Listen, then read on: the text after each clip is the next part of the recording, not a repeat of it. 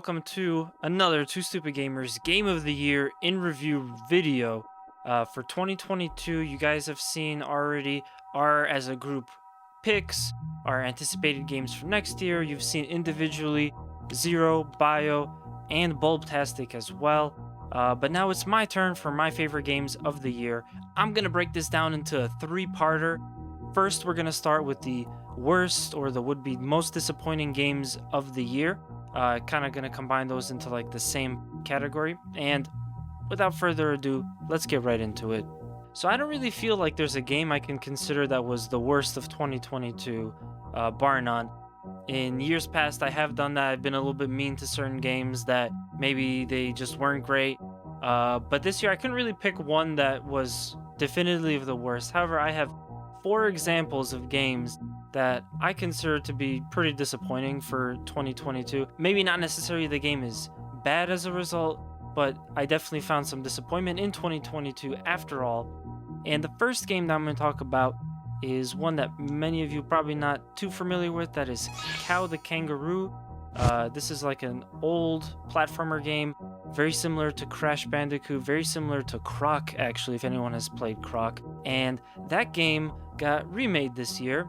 Now, I was looking forward to it. I did enjoy it for some maybe 5 hours or so that I did get to play it. However, I did realize that around the same point in the game, every time I played it, I was experiencing horrible audio bugs, to the point that there was no more music coming out, and also the sound effects were missing as well. You know, could be just one of those things where they rushed development or something like that, but it definitely hampered me being able to play the game. I just put it down. I didn't feel like playing it anymore until that maybe gets patched out or something. Pretty disappointed because I was looking forward to Cow. Some friends that speedrun it in the Polish speedrunning community, so I was looking forward to actually finally getting to play the game for myself for the first time, albeit the remake. So yeah, I'd say that was a little disappointing. Overall, probably not a bad game. It just needs to fix some of those audio issues that I was experiencing. Next is one that a lot of people have probably heard, and is also going back on nostalgia. That is the Sonic Origin Collection. So Sega went ahead and released several of the old Sonic games into a collection. However, they just didn't do a good job of doing it.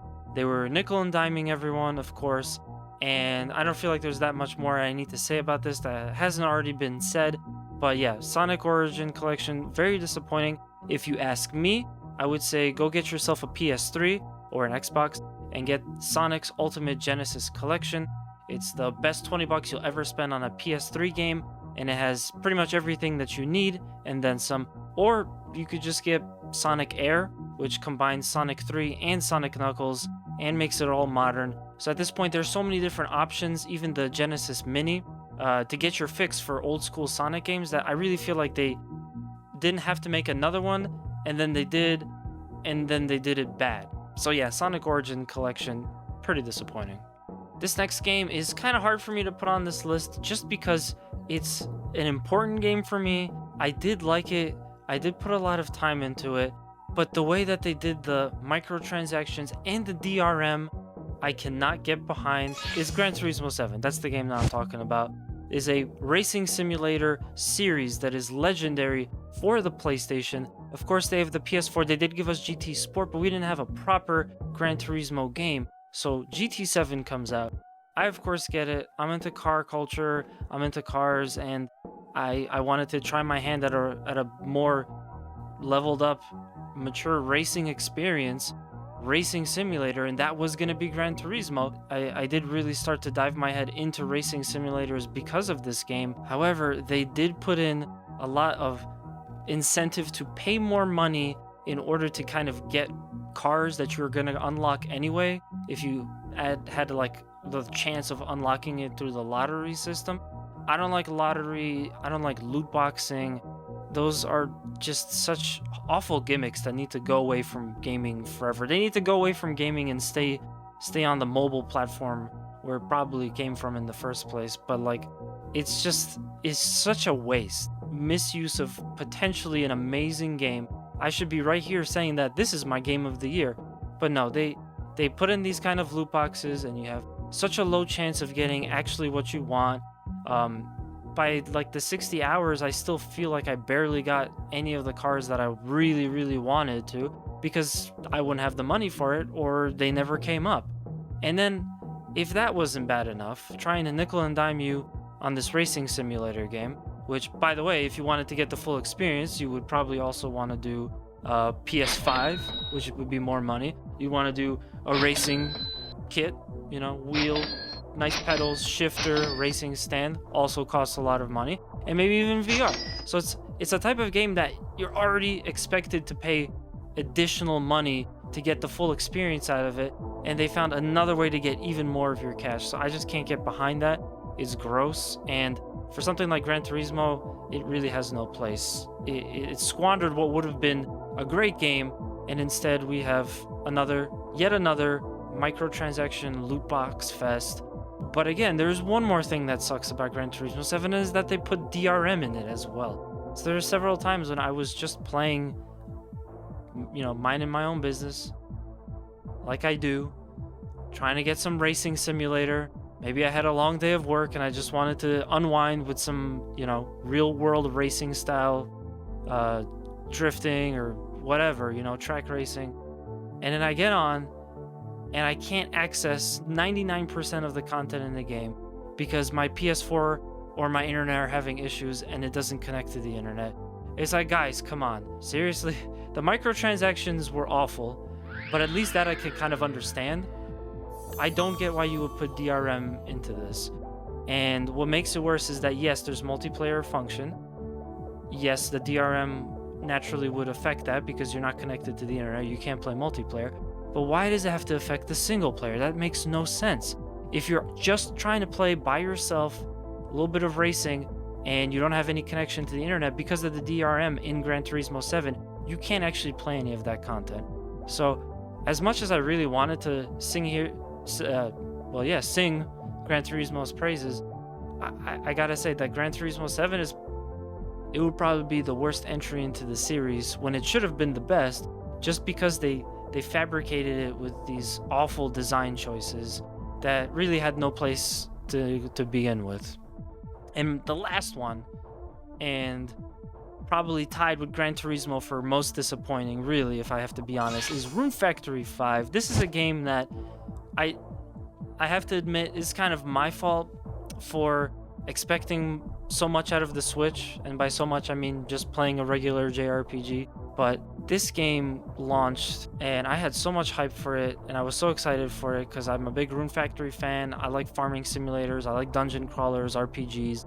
It was amazing to have it announced that they were going to make a Rune Factory 5, and then finally it comes out, and I wasn't going to wait. Potentially they might re-release it on Switch later, or PC later, or maybe PS4, but not yet. Yeah, I just wanted to get it immediately. I did. I got on my Switch and I got punished for it. This game ran so poorly. The frame rate was awful. It wasn't enjoyable. You know, it was so laggy that I had to stop playing because I just couldn't have fun anymore. You know, I know that at this point it's no secret that the Nintendo Switch is a kind of on life support with some of these bigger games. It's not prepared to handle, and it reminds me back to when I played No More Heroes 3. The same thing. No More Heroes 3 then later came out on PS4, and you know what? I'm sure it worked much better there. I should have just waited for Rune Factory 5. It's my fault. I'm never buying a game that I care about on the Switch day one. I would rather just buy one of those games on PS4 or PC or any other platform that'll actually be able to run it properly. So Rune Factory was disappointing because it had such a poor Switch version that it was absolutely unplayable eventually, and I had enough. I couldn't. It was gonna be probably my favorite game of the year, up there maybe with potentially Gran Turismo, which also should have been up there, but it ended up being just a huge disappointment. I should have waited for PC. I didn't. I'll never make that mistake again. Okay, so that's it for the disappointing games. Got that out of the way. Now, I want to throw out some shoutouts to games that I wish that I got the chance to play, because of course, there's only so much time in the year. A lot of great games came out, and don't get to play them all. Actually, one game on this list I did get to play, but it came out so late that I barely got a chance to play it. So we're going to start off with Moss 2. Now, Moss 2 is a game that came out. It's a sequel to Moss, PlayStation VR, originally a PlayStation VR exclusive game, and I really liked it. A lot of people compared it to the book series Redwall, which was really cool, and is essentially you just get to kind of play it. It's VR that I can tolerate because I'm not physically moving. I'm just standing in one spot, and on top of that, there's some pretty cool puzzles. I was excited for a sequel. They kind of left the first game on a cliffhanger. It was a little bit short too, so I was looking forward to more of it. However, I don't really have access to my PSVR right now. I don't really feel like setting up PSVR, even if I did have it on me. So what I think I'm going to do is I'll wait and I'll eventually get like an Oculus wireless VR headset, maybe later on down the road. And then I'll just be able to play Moss. I'll replay Moss 1 and then I'll play Moss 2. But that is definitely one that I wanted to get. Came out this year, didn't get it. I'm going to speedrun some of the rest of these. Apparently, Shovel Knight Dig came out. I'm a huge Shovel Knight fan. When we went back to PAX East 2020, we did get to check out the Yacht Club's games booth. And it seemed like they had about 4 or 5 different Shovel Knight games coming out eventually. Well, looks like one of them was slated for this year, Shovel Knight Dig. Don't really know too much about it, but it was something that was on my radar. Freedom Planet 2. I did play a little bit of Freedom Planet 1. I like it. It is sort of like an alternate take on Sonic. Freedom Planet 2 came out this year. I didn't have a chance to play it, unfortunately, but maybe I will get around to playing it at some point. Next, we have the House of the Dead remake, which I know I haven't heard great things about it, but I still do want to play it. I'm a big Sega fan. I did enjoy those kind of rail shooter games from back in the day. So if they're going to remake House of the Dead, I would like to actually give it a chance. Hopefully it's not too bad, and I'm going to have to retroactively take this shout out, but that game was on my radar. Pocky and Rocky Reshrined, there we go, was another kind of remake, remaster type situation for an older series. I did wanted to give it a try. I do like some of the remasters that have been coming out of late, the different collections, not Sonic Origins, of course, but more like Wonder Boy coming out. Obviously, they got Advance Wars. So, you know, I would like to play Pocky and Rocky. It could get me into the series, I don't know, but I did put it on my radar. Looked like a cute little platformer game. I'm a big platformer fan, so it might have been perfect for me. This was a good one. Neon White came out, and it immediately kind of looks to me like a cross between, I don't know, something Suda would make, like No More Heroes or Killer is Dead, and Mirror's Edge a little bit. That's just kind of the impression. I did catch a couple of people streaming it. It looked really good. I, of course, didn't want to tune in too much because I did have good intentions to buy the game and play it on my own. I think maybe sometime in 2023 when there's like a little bit of a lull, a little bit of a dead season, I'll get around to picking up some of these games. I still would like to play Neon White. It does seem like a game that would be pretty enjoyable for me. And yeah, definitely on my radar. Shout out to that game. And last but not least, I feel like I can't really consider it because I've just played it for like 2 or 3 hours, but my buddy Rob gifted me a copy of River City Girls 2. You guys will be seeing a lot more about that game very shortly, I promise you. But unfortunately, I've only had about like 2 very short sessions playing it. It's good. It looks like a really nice, strong sequel. I trust that WayForward did a great job with it. I just can't really say too much about it because I only had so much time. And yeah, maybe I'll get to talk about it later. Maybe I'll stream it a little bit. But you'll definitely be seeing more River City Girls. We already did the first game. You know we're going to do that second game. Shoutouts to WayForward and River City Girls too. And that was it for the shoutouts. Now, what we usually like to do with these kind of solo Game of the Year videos is everybody will pick 2 games. We do deviate from that. That's totally allowable. That's totally fair. I couldn't pick 2 games this year. Like I said at the very beginning of all this, 2022 was a pretty good year for video games. Not the best, but it was definitely a pretty good year. And it made it hard for me to pick just 2 to choose from. So I'm going to go with 3. Now, one of the games that I did mention while Bulb, Bio, Zero, myself were all in a group and we were just talking about some of our random picks, we did mention Ollie Ollie World. That is an indie game. It's one of my favorite indie game series because it took a concept that was at that time basically dead in the water, which was skateboarding games, and it reimagined it a bit. It gave it that indie game flair of, okay, let's take this and do it a little bit different. Let's just make a skateboarding game, but let's see what else we could do. Let's think outside the box. And boy, did they think outside the box. Ollie Ollie and Ollie Ollie 2 were fantastic games. Now we have Ollie Ollie World. So they've taken something that was originally just pixely 2D, they've inflated the graphics. It's a beautiful 3D world. It's very similar to Adventure Time, which I'm not necessarily drawn to, but I don't hate either. However, it's given the game a lot of charm, and the characters and the plot are just very mellow. It's a very easygoing game, but then the gameplay is the same old Ollie Ollie, grinding, jumping, flipping, falling insanity that you expect and know and love. But now it's in 3D, sort of. It's kind of like Kirby and the Crystal Shards.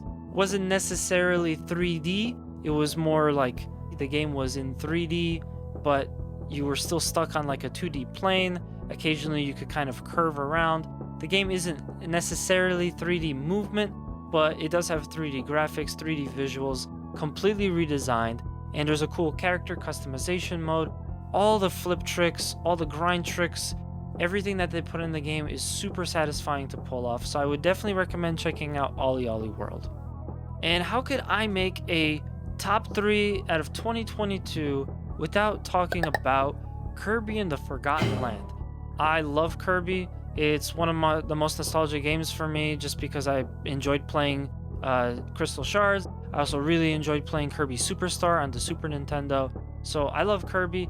I have missed a lot of the more recent ones, like the Wii versions or Wii U or all the other kind of Kirby games that have been coming out since back in the day, since like the GameCube era.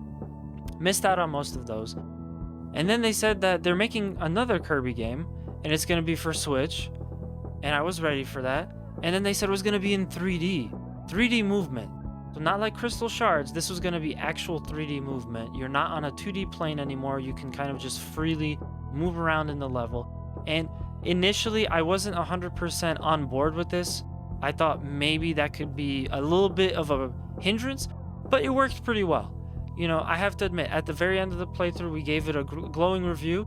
We did the whole game beginning to end on this channel. I actually kind of spoiled that just now because that's not out. That'll be coming out very soon. It's probably one of my favorite games on the Switch that I had purchased. We had a lot of fun playing it. It was a great co-op experience.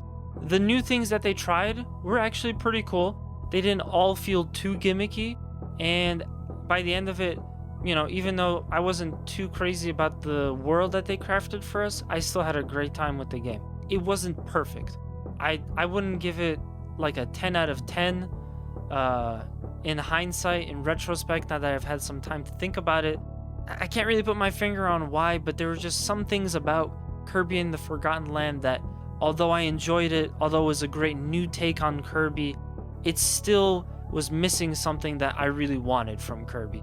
So, great game, fantastic game. Like I said, one of my favorite Switch games that I own, but it is not a perfect game. Finally, we have my game of the year. This was something that was like on my radar, off my radar. I wasn't sure if I was gonna like it. I wasn't sure if it was gonna be for me. And then I kind of saw it being streamed and thought to myself, oh, this looks kind of interesting. I'd like to get it too. So I went out and I picked up Ghostwire Tokyo. You might think that it's going to be a horror game, and yet it's not. It is a little bit eerie, a little bit spooky, but it's not a horror game by any imagine. It's hardly the scariest thing that I've played all year. So it actually is more of like an exploration kind of game with like a horror themed adventure story to it. And it's a sandbox game. Like, I used to love sandbox games back in the day.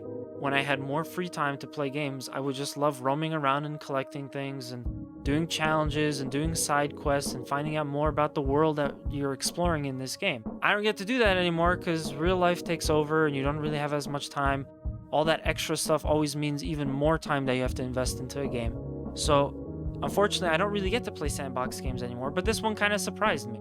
I went in thinking maybe it's horror, maybe it's at least a little bit scary, but it ended up being more of a sandbox type of game. It's very fun to run around. The power-ups are cool. It's satisfying when you suck up all the ghosts that, you know, you've just finished destroying a monster, and then you have all these spirits that are like, that basically need to be freed. The visuals are great. It's cool to be walking around in Japan. There's some light humor here with some of like the shops. They're like yokai cats, basically demon cats. They'll sell you things, and they have funny one-liners to say to you. And just in general, it's really cool to see the dude that made RE4, the greatest horror game of all time, the dude that made Evil Within, a very nice attempt, but a little bit flawed horror attempt to try to recapture the glory of RE4. It's nice to see him make another game, and it's just good. You know, this is just a really good game. It isn't horror, it ain't no RE4, but I like to see that despite the misstep that Evil Within kind of was, they were able to recapture some nice gaming experience. Give us something cool to play with Ghostwire Tokyo. Now, to be fair, I haven't finished it yet. Maybe by the end of it, I won't feel as hot, but at this point, I'm definitely feeling this game. I have to say that out of everything I've played this year, I played it almost the most, not counting like Kirby. I played it almost the most this year, and it's just been the best for me, gaming experience wise. So I have to give it the game of the year. I am looking forward to finish it. It's going to be a bit of a slow pace for me to get to it, but I will definitely finish it because I do like Ghostwire Tokyo. And yeah, I would recommend if anyone wants another cool game that you could play that's set in Japan, so you could kind of just walk around Tokyo with no people, no cars, just some demons and ghosts and stuff. Definitely give Ghostwire Tokyo a try. And if you're not really good with horror games, don't even worry about it, because this game's not that scary. It's like a tiny bit eerie, but there's nothing so bad about this game. I would like to see a Ghostwire Tokyo 2. I would like to see an Evil Within 3 that does it the right way, that honors Resident Evil 4's legacy properly, but less about that. So yeah, my game of the year, Ghostwire Tokyo.